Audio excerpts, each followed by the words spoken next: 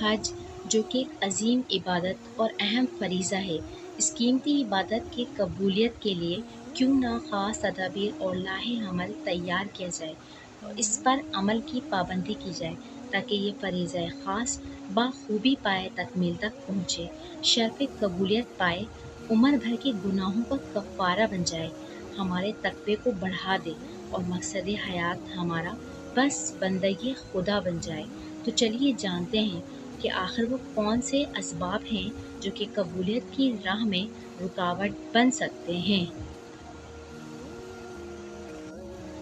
اگر مدینے کی گلیاں، آقا رسول صلی اللہ علیہ وآلہ وسلم کے شہر کا دیدار، مسجد نبوی اور روضہ رسول صلی اللہ علیہ وسلم اور کعبے کی زیارت کے بعد بھی فانی دنیا کی غافل مشغولیات جیسے سیلفی بنانا، غیر ضروری خرید و فروخت کی جانب بڑھتی کشش، فضول گئی جیسی چیزوں کی چاہ دل سے نہیں نکلتی، دنیا کی عقیدت کم نہیں ہوتی، نمود و نمائش اور ریاکاری کے خیالات سے فراغت نہیں ملتی، دل کی دنیا تبدیل نہیں ہوتی، تو پھر خطرہ ہے کہ یہ اس اہم فریضے کے پاکیزہ اثرات سے محروم رہ جانے کی واضح نشانیاں ہیں۔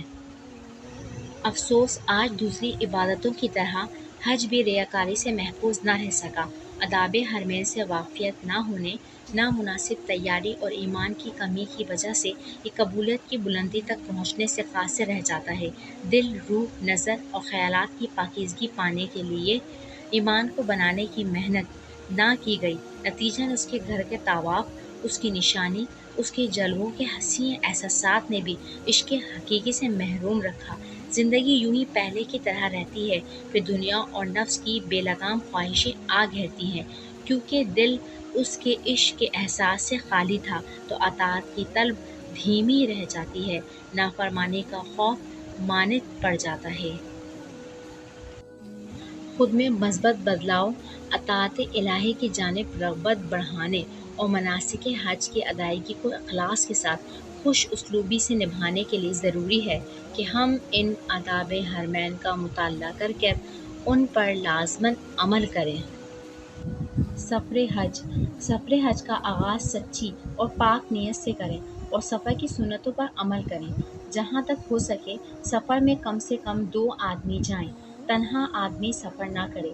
البتہ ضرورت اور مجبوری میں کوئی حرج نہیں کہ تنہا آدمی سفر کرے۔ سواری پر چڑھتے وقت بسم اللہ کہیں، جب سواری پر اچھی طرح بیٹھ جائیں تو 3 مرتبہ اللہ اکبر کہیں، پھر سفر کی دعا پڑھیں۔ راہ حج کی مشقتیں۔ اس راہ میں درپیش مسائل، مشکلات اور مشقتوں کا سامنا اللہ کی محبت میں اس کی خاطر خوش دلی سے برداشت کریں۔ اس راہ کی ہر شے ایک نعمت ہے، بیماری بھی آئے تو غم نہ کریں، بس اس کا شکر اور حمد و ثنا کرتے رہیں۔ اللہ کی نشانی محسوس کریں۔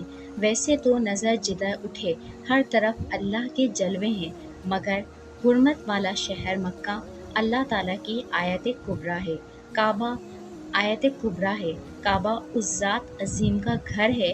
اس کے گھر کی جب زیارت ہو تو صاحب گھر کا خیال لمحے بھر بھی اوجھل نہ ہو، اس کی عظمت کو سوچیں، کبریائی پر اس کی ثنا کریں، شان اس کی محسوس کریں، خوب ذکر و حمد میں مشغول رہیں۔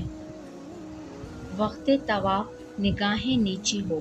کعبہ شریف کا یہ ادب ہے کہ طواف کرتے وقت نگاہیں نیچی ہوں، کعبہ کو مت دیکھیں۔